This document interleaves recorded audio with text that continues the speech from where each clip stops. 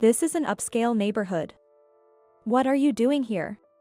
We live in one of those high-rise luxury apartments. This area isn't for someone like you. I never imagined I would run into the man who cheated and left me for a younger woman. And to top it off, they both look down on me again.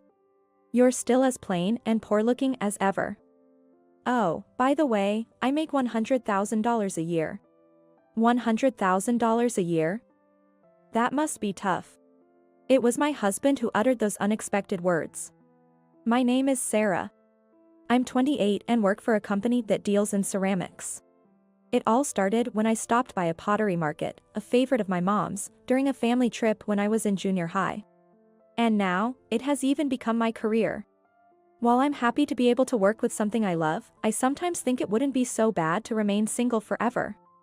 But life is unpredictable, and you never know when you'll meet someone new. I participated in a promotional event for local pottery. I met and ended up dating Jake, who worked for an event planning company. You always respect my work because you know how passionate I am about it. With you, I feel like I can build a secure home. He used to say that, and since I had no intention of quitting my job, I thought we could make it work even after getting married. Jake often had to travel for work because of the events, and he was busy even on weekends. I was in the same boat, sometimes having to work on weekends due to the kiln schedules. It was unavoidable that we couldn't meet on our days off or sometimes had to cancel plans at the last minute. Being too trusting, I was slow to realize.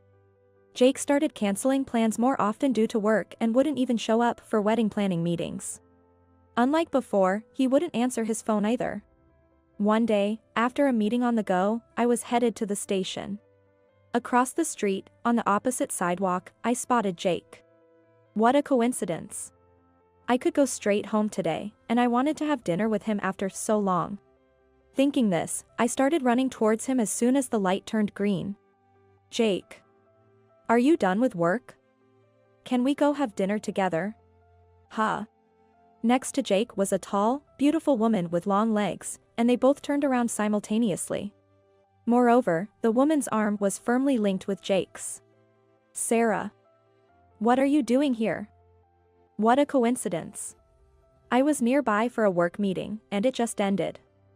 Are you still working, Jake? And who might this lady be? It clearly didn't look like he was working, but I asked calmly anyway. I knew his job involved interacting with many event companions and models. Ah, this is Monica, a model. Hello. She smiled at me warmly. Wow, she's not only stylish and pretty, but she's also a model. So it's business related after all. I felt a bit relieved. I'm not thrilled about them being arm in arm, or rather, that they've been arm in arm this whole time. But maybe that's normal for someone who works as a model. Hello. I'm Sarah, engaged to Jake. When I greeted them, Jake made a face as if he had bitten into something bitter, and Monica, as she was called, looked back and forth between him and me, then burst out laughing. Wait, this person is your fiancé? No way, we've run into each other, Jay. She calls him Jay. Come on, I told you to hurry up. Let's just make things clear right here. As she said this with a coy look, he turned to face me. Look, Sarah, I'm dating Monica. What? Sorry, but let's pretend our engagement never happened. I'm going to marry Monica. What? Wait, Jake, what are you saying? I met Monica at an outdoor festival event, and we both felt it was destiny right away. Oh, sorry. But Jay was the one who pursued me, saying he'd break up with his girlfriend. She said it so nonchalantly. So, thanks for everything up till now. Wait, Jake. Let's at least talk this through properly. But there's nothing left to talk about. What? I've made up my mind. Monica is as cute and stylish as you can see, and she's just the best. She's only 24 and comes from a wealthy family. Jay, you're so funny. My dad's just a CEO, that's all. So, I'm going to marry Monica and become rich. What? You're quitting your job too? I thought you loved your current job. I'm doing it for Monica. It pays better than my current job anyway. Oh, and make sure to cancel the venue, okay? Don't worry. I'll pay the cancellation fee since it's my responsibility. Wow, Jay, you're so responsible. I want to be with you as soon as possible. Yay! So cool. I barely managed to keep from collapsing right there. It was no use, nothing I could say would matter. Just as she said, Jake looked utterly smitten with her. Okay. I managed to squeeze out a response. I can't cry here, not in front of these people. Oh, well then, see you around. Keep on getting dirty with your pottery. What's that supposed to mean? The two of them walked away arm in arm, looking very happy. 2 years after breaking up with Jake, I turned 30 and was still completely devoted to my work. Now, I don't have any feelings left for that man. In fact, I consider myself lucky that I didn't have to deal with him cheating on me after marriage. Seeing the ceramics I designed come out of the kiln always lifted my spirits. And there was someone who noticed that. Luke, a craftsman at the kiln I've been working with for years, had been watching me. I had always thought his mind was filled only with ceramics. I was surprised when he asked me out to dinner and confessed to me on our 3rd date. I respected him as a craftsman, so I was genuinely pleased. But carrying the trauma from my past, I was hesitant to dive into a relationship. So I told him everything, holding nothing back. After all, I had announced my engagement at work and to the people at the kiln, so he knew about its dissolution. He listened quietly and then gave me his usual kind smile. That must have been tough for you. Yes. To be honest, I was shocked when I heard you were getting married. But it made sense that someone as wonderful as you would have a partner. And I blamed myself for not making a move sooner. What? It was an unexpected revelation. When you said your marriage was off, forcing a smile, I wanted to be there for you right away, but I thought you needed time. I just hoped that by immersing yourself in your work and continuing to create great pieces, you'd find your spirit again. You've been thinking about me for that long. And, believe it or not, I'm quite popular. Huh? Maybe it's because my grandfather is wealthy, but I've had my fair share of advances from very beautiful women, and I've dated a few. But I never felt a spark. I enjoy playing with clay much more. Sure. He wasn't bragging or joking, just speaking matter-of-factly with a serious expression. It's this kind of naturalness. I thought, and then he looked straight at me. Sarah, you're the first person I've ever wanted to make happy. While I felt a slight urge to laugh, my heart also warmed. With him, I felt it would be okay. Naturally, I found myself saying, I'm happy. Please take care of me. A year later, Luke and I got married. Everyone at the company and the kiln celebrated with us.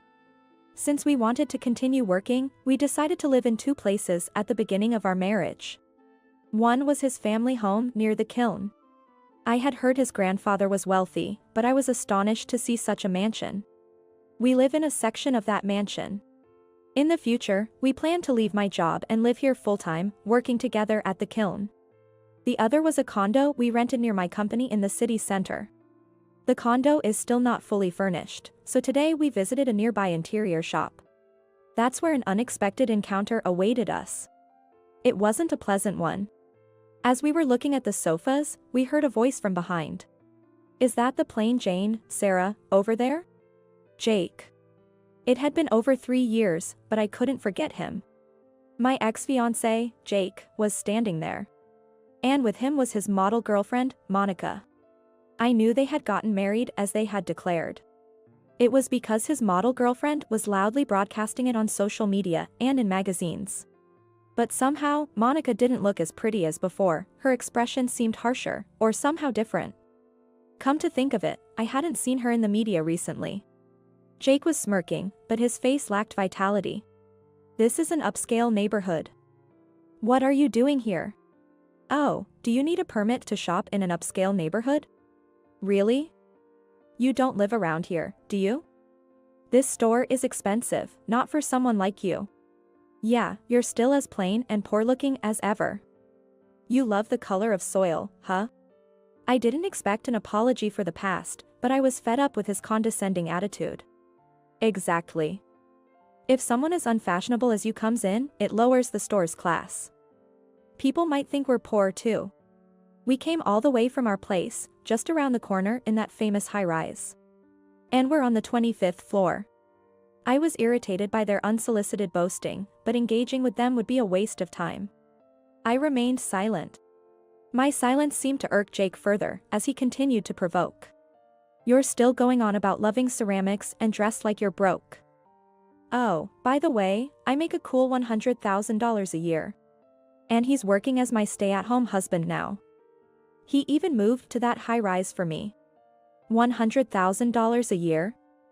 That must be tough. What? The sudden comment came from Luke.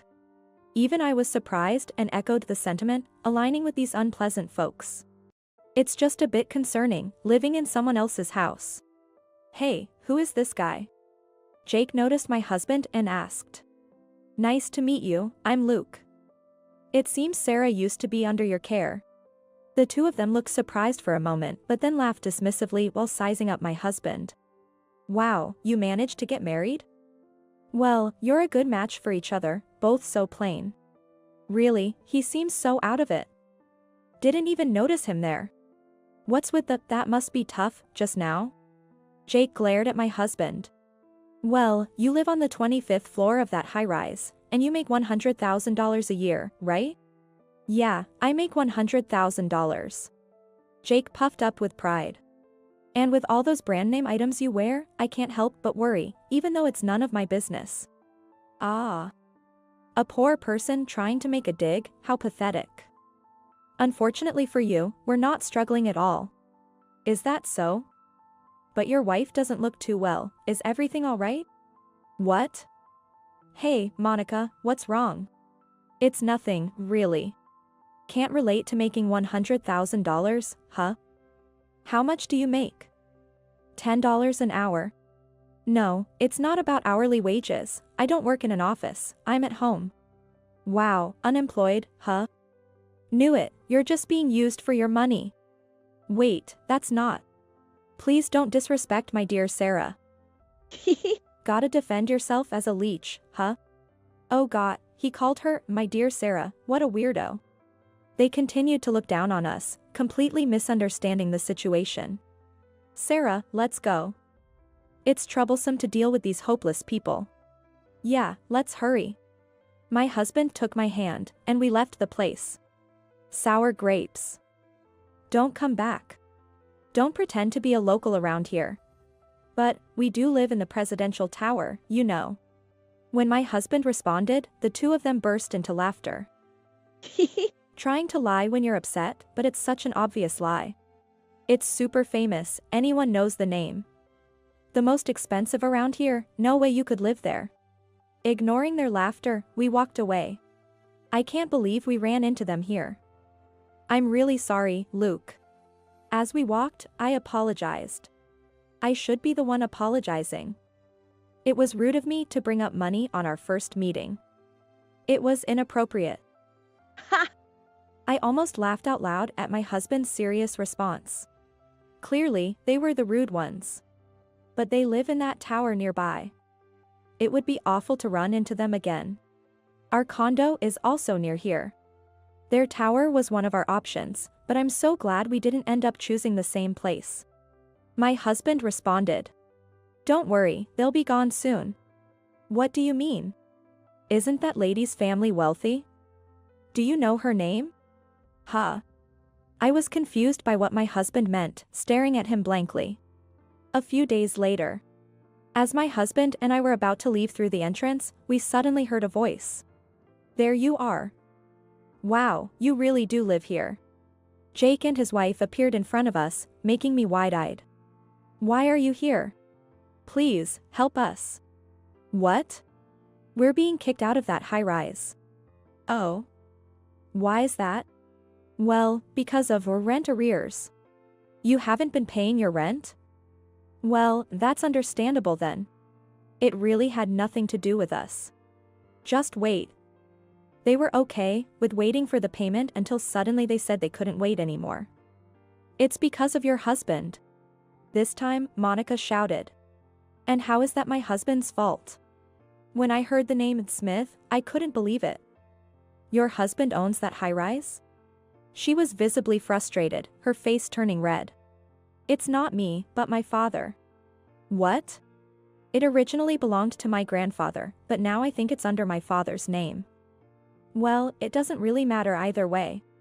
The management company said if there's no further payment, they'll start eviction proceedings. That's only natural. It's not a charity. But that's why I said it must be tough with a $100,000 salary. What do you mean by that? Jake shouted. With a $100,000 income, a couple should be able to live quite comfortably. But the rent for the 25th floor there is $5,000 a month, right? Surely you didn't forget to account for taxes. Huh? And on top of that, living a life filled with branded luxuries. It would be strange if you weren't struggling. Monica, you were the one who wanted to live there. When did the rent even start falling behind? But the social circle in the high floors of that high-rise. There are luxury lunches, spas. You need to have nice bags and jewelry or you won't be taken seriously. You don't have to associate with such people, you know. Why? Is keeping up appearances so important that you'd go into debt for it? What debt? Jake raised his voice in shock. He seemed utterly surprised. Did he not know? You're telling me we're behind on rent and in debt. That's why it's tough to be at the top, even in the fashion world. I can't be seen in shabby clothes as a model. You hardly have any modeling jobs left, do you? Ugh. So that's it. No wonder I hadn't seen her around lately. It seems like a tough industry, always bringing in younger and newer faces one after another. As I murmured, Monica glared at me with a fierce look. Shut up, you plain Jane. Damn it, what's with you? You said you'd handle the finances, and now you haven't even paid the rent. Jake confronted Monica. But her family is wealthy, right? You always boasted about that. Why not ask them for help?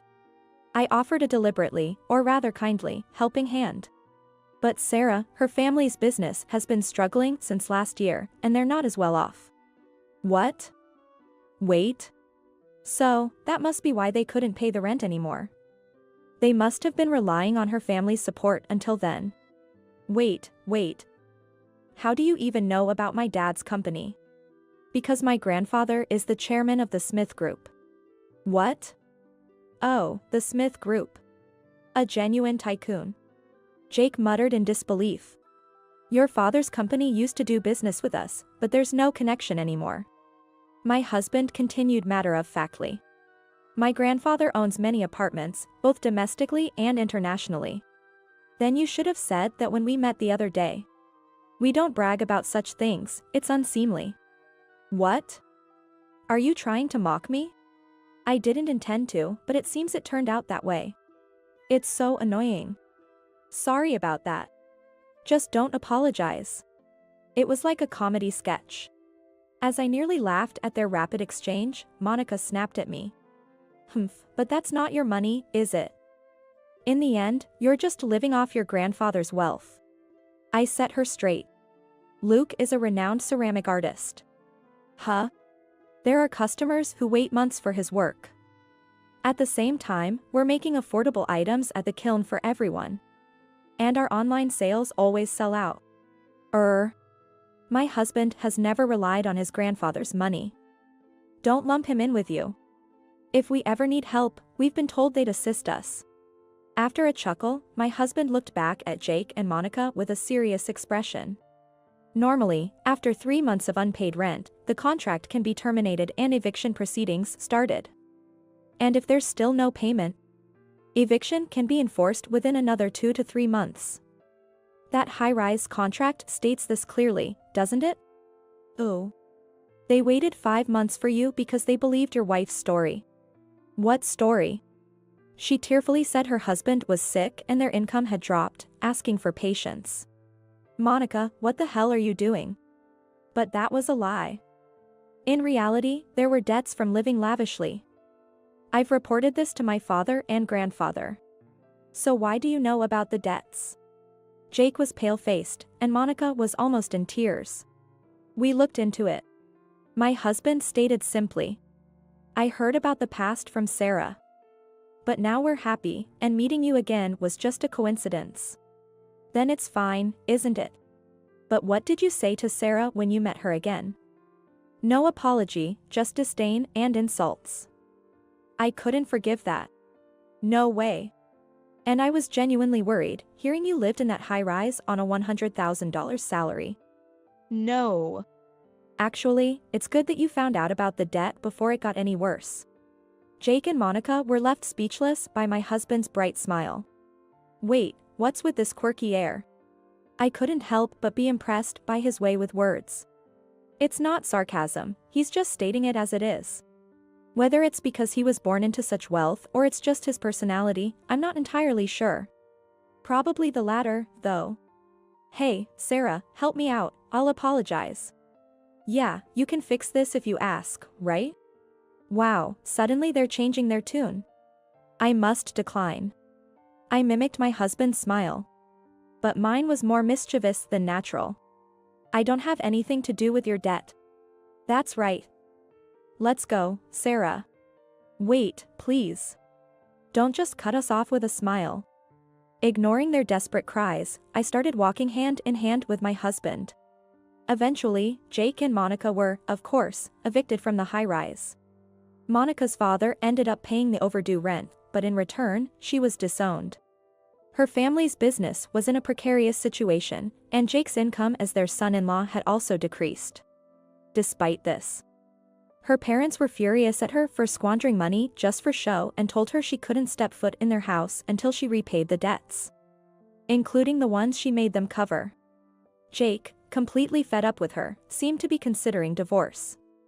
But if he had indulged her and left the finances entirely in her hands, wasn't it partly his own fault? Monica had taken loans from dubious sources without her parents or Jake knowing, and now she was being chased by intimidating debt collectors. Meanwhile, my husband and I are discussing the next designs at the kiln for our new dinnerware series, which has been well received. Items that families can use together, those that couples can share, and pieces for one's personal relaxation time. We want to gradually expand our range to cater to the different lifestyles. Sarah, could you take a look at these colors and tell me which one you prefer? Sure. Someday, if we have children, I want our family to enjoy meals together using the dinnerware my husband has made. Today, like every day, we're surrounded by the scent of earth in our beloved workshop.